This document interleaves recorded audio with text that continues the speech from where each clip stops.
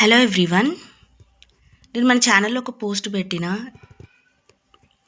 మీకు మన ఛానల్లో ఏ వీడియోస్ చేయాలి అని చెప్పి అందరూ సోషల్ ప్రాక్టీస్ బిట్స్ చేయమన్నారు. డైలీ సోషల్ ప్రాక్టీస్ బిట్స్ వస్తాయి. 6th క్లాస్ మొత్తం కంప్లీట్ చేసుకున్న తర్వాతకి 7th 8th డైలీ ఒక లెసన్ నుంచి 5 క్వశ్చన్స్ వస్తాయి. ఈరోజు ఫస్ట్ 6th క్లాస్ పఠాల అధ్యయనం తయారీ నుంచి 5 క్వశ్చన్స్.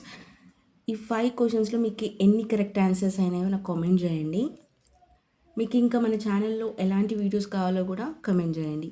ఫస్ట్ క్వశ్చన్, పటాలని తయారు చేసేటప్పుడు సాధారణంగా తూర్పు దిక్కు ఏ భాగంలో ఉంటుంది? ఫస్ట్ పటాల్ని తయారు చేసేటప్పుడు తూర్పు దిక్కు అని అడిగారు కదా, చూడండి.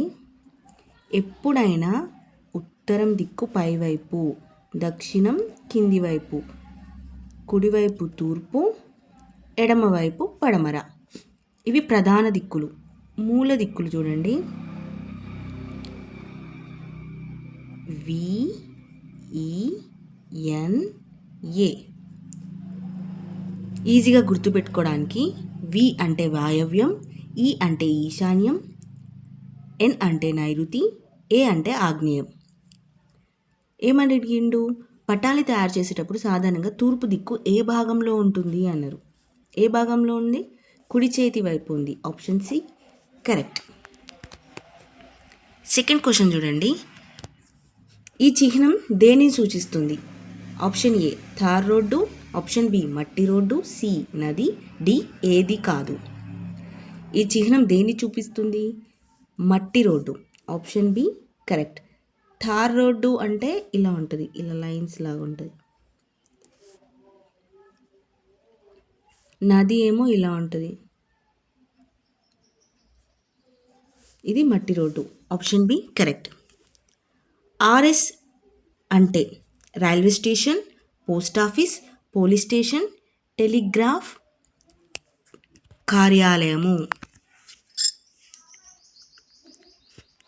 ఆర్ఎస్ అంటే railway station. Option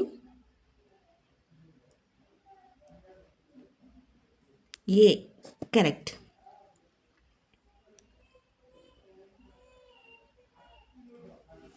next question, పటాలలో తరచుగా వాడే చిహ్నాల్ని ఏమంటారు? వారసత్వ చిహ్నాలు, సాంప్రదాయ చిహ్నాలు, అసంబంధ చిహ్నాలు, సంబంధ చిహ్నాలు. పటాల్లో తరచుగా వాడేటువంటి చిహ్నాల్ని సాంప్రదాయ చిహ్నాలు అని అంటారు. Option B correct. మూల దిక్కు కాని దానిని గుర్తించండి. ఉత్తరం, దక్షిణం, తూర్పు, పడమర. VENA.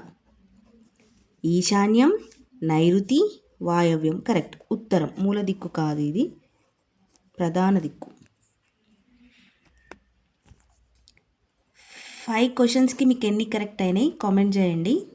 మరిన్ని వీడియోస్ కోసం మా ఛానల్ని సబ్స్క్రైబ్ చేయండి, లైక్ చేయండి, షేర్ చేయండి.